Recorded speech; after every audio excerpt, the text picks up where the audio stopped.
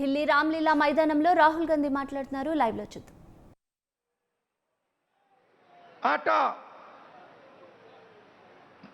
22 रुपए लीटर, आज 40 रुपए लीटर केजी।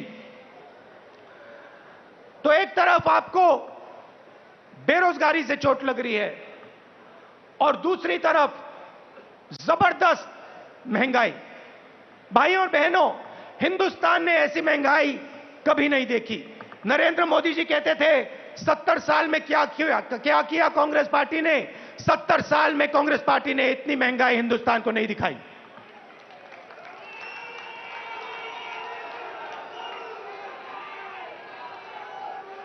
तो हिंदुस्तान का आम नागरिक बहुत मुश्किल में है, बहुत दर्द सह रहा है। और जब विपक्ष इन बातों को पार्लियामेंट में उठाना चाहती है तो नरेंद्र मोदी जी और उनकी सरकार विपक्ष को पार्लियामेंट में बोलने नहीं देती। चाहे किसानों का मुद्दा हो, चाहे चाइना का आक्रमण जो हुआ उसकी बात करना चाहे, बेरोजगारी की बात करना चाहे, महंगाई की बात करना चाहे, हम नहीं कर सकते, पार्लियामेंट में नहीं कर सकते। और आप देखिए यहां हमारे मीडिया के मित्र हैं, इनका काम जो जनता के मुद्दे हैं उनको उठाने का होता है, मगर ये भी अपना काम नहीं करते हैं। 24 घंटा ये कैसे करेंगे? ये मीडिया उन्हीं दो उद्योगपतियों का मीडिया है। पूरा का पूरा मीडिया उन्हीं दो उद्योगपतियों के हाथ में है। तो सच्चाई कैसे दिखेगी? सच्चाई कैसे सुनाई देगी? और जनता को सब मालूम है। जनता घर में टीवी ऑन करती है और जनता जानती है कि टीवी किसका है और टीवी किसके लिए काम कर रहा है। टीवी दो उद्योगपतियों का है, अखबार दो उद्योगपतियों के हैं, और ये दो उद्योगपति नरेंद्र मोदी जी के लिए 24 घंटा काम करते हैं और नरेंद्र मोदी जी इनके लिए 24 घंटा काम करते हैं। देश में बेरोजगारी, देश में महंगाई और देश का पूरा धन दो उद्योगपतियों के हाथ में। एक तरफ मीडिया का कंट्रोल, दूसरे तरफ प्रधानमंत्री पे कंट्रोल।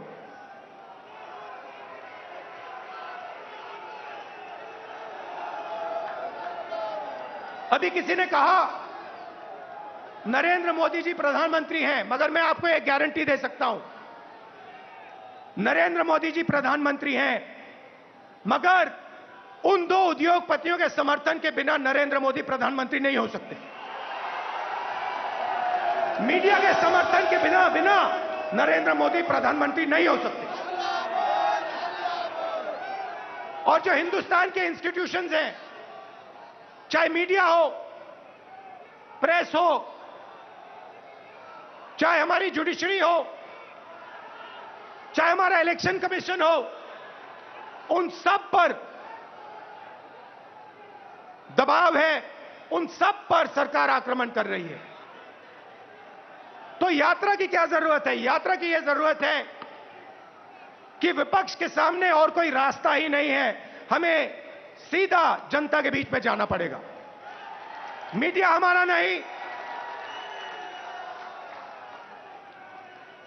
सांसद में हम बोल नहीं सकते, तो अब कांग्रेस पार्टी और बाकी विपक्ष के पास सिर्फ एक रास्ता है, जनता के बीच में जाकर उनको देश की सच्चाई बताना।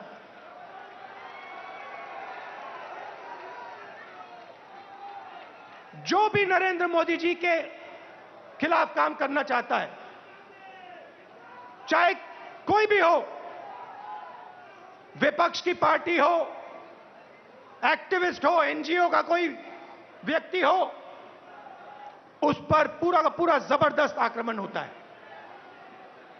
ईडी, सीबीआई, इनकम टैक्स, ये सब के सब लगा दिए जाते हैं। 55 घंटे मुझे ईडी में वहां पे बैठाया। मगर मैं एक बात समझाना चाहता हूं नरेंद्र मोदी जी को, मैं आपकी ईडी से नहीं डरता हूं, मुझे कोई फर्क नहीं पड़ता। आप 55 घंटे करो, 100 घंटे करो, 200 घंटे करो, 500 घंटे करो, 5 साल करो, कोई फर्क नहीं पड़ता मुझे। ये हमारा जो संविधान है, जो इस देश की आत्मा है, आज इसकी रक्षा करना, आज इसको बचाने का काम हर हिंदुस्तानी नागरिक को करना पड़ेगा। क्योंकि अगर हमने ये नहीं किया, अगर हम आज नहीं खड़े हुए, तो फिर ये देश नहीं बचेगा। क्योंकि ये देश संविधान है, ये देश इस देश की जनता की आवाज है, ये देश इस देश की जनता का भविष्य है। ये देश दो उद्योगपतियों का नहीं है, ये देश हिंदुस्तान के गरीब लोगों का है। और आज दो हिंदुस्तान बन गए हैं, एक मजदूरों का, गरीबों का, किसानों का, बेरोजगार युवाओं का। उस देश में कोई सपना नहीं देखा जा सकता। उस देश में अगर आप रोजगार चाहते हो नहीं मिल सकता, अगर आप अपने बच्चों को कॉलेज, यूनिवर्सिटी में भेजना चाहते हो आप नहीं कर सकते हो। उस देश में आपको अपना खून पसीना देना पड़ेगा, और खून पसीना देने के बाद आपको कोई फायदा नहीं मिलेगा। और दूसरा देश, इसी हिंदुस्तान के अंदर 2, 3, 10, 15 उद्योगपतियों का, अरबपतियों का, उसमें आप जो भी सपना देखना चाहते हो देख सकते हो।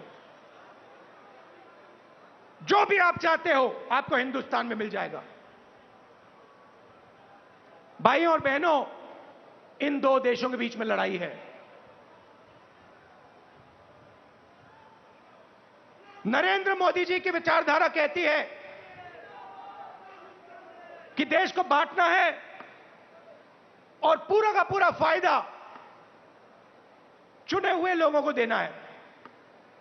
हमारी विचारधारा कहती है कि देश सबका है और देश की जनता जो अपना खून और पसीना देती है, उसका फायदा 2-3 उद्योगपतियों को नहीं मिलना चाहिए। उसका फायदा हिंदुस्तान के किसान को, मजदूर को, गरीब को, बेरोजगार युवाओं को मिलना चाहिए। यह फर्क है। और आप चाहिए, आप आज चले जाइए और किसी भी छोटे दुकानदार से, किसी भी मजदूर से, किसी भी स्मॉल और मीडियम बिजनेस वाले से, किसी भी किसान से पूछ लीजिए, क्या यूपीए के समय और आज के समय में क्या फर्क है? यूपीए के समय में 70,000 करोड़ रुपए यूपीए की सरकार ने हिंदुस्तान के किसानों को दिया बिना पूछे। नरेंद्र मोदी जी ने 3 काले कानून दिए।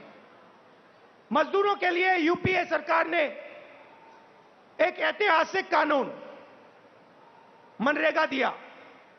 नरेंद्र मोदी जी ने पार्लियामेंट में कहा कि मनरेगा गरीबों पर अपमान है, और फिर आज उनको नरेगा देना पड़ रहा है। क्योंकि अगर आज यूपीए का नरेगा नहीं होता, हिंदुस्तान में आग लग जाती। जमीन अधिग्रहण बिल हम लाए, लाखों करोड़ रुपए हमने गरीब जनता को कॉम्पनसेशन में दिला। लाखों करोड़ रुपए, अरबपति बना दिए। पहले बिना पूछे किसान की जमीन छीन ली जाती थी। हजारों एकड़ बिना पूछे 1 मिनट में छीन लिया जाता था। हमने कहा यह गलत है, हम कानून लाए। नरेंद्र मोदी जी ने पहला काम उस कानून को रद्द करने की कोशिश की। उनका पहला काम था।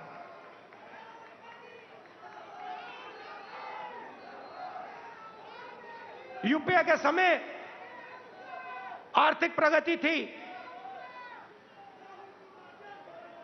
हम करोड़ों लोगों को हमने गरीबी से निकाला। जितने लोगों को हमने 27 करोड़ लोगों को गरीबी से निकाला 10 साल में। 27 करोड़ लोग।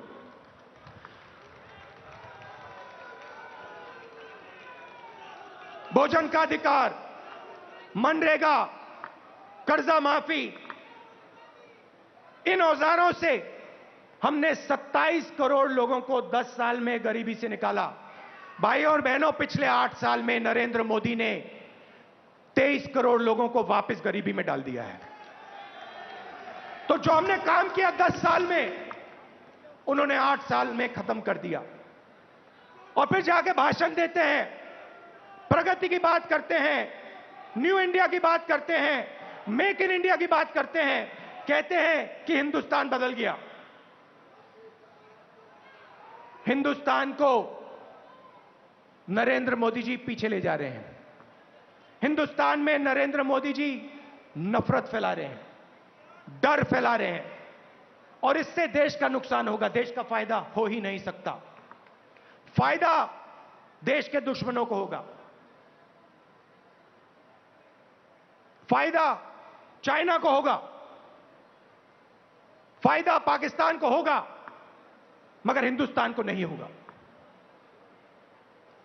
हिंदुस्तान में जितनी भी नफरत फैलेगी, जितना क्रोध फैलेगा, जितना डर फैलेगा, उतना हिंदुस्तान कमजोर होगा। और पिछले 8 सालों में नरेंद्र मोदी जी ने हिंदुस्तान को कमजोर करने का काम किया है। जो हमारी आर्थिक शक्ति थी उसको खत्म किया।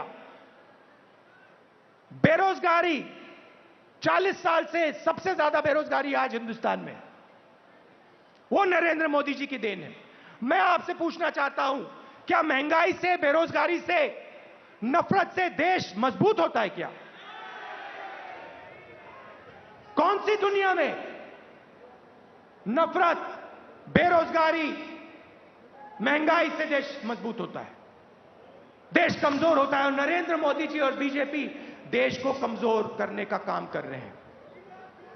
कांग्रेस पार्टी देश को जोड़ती है।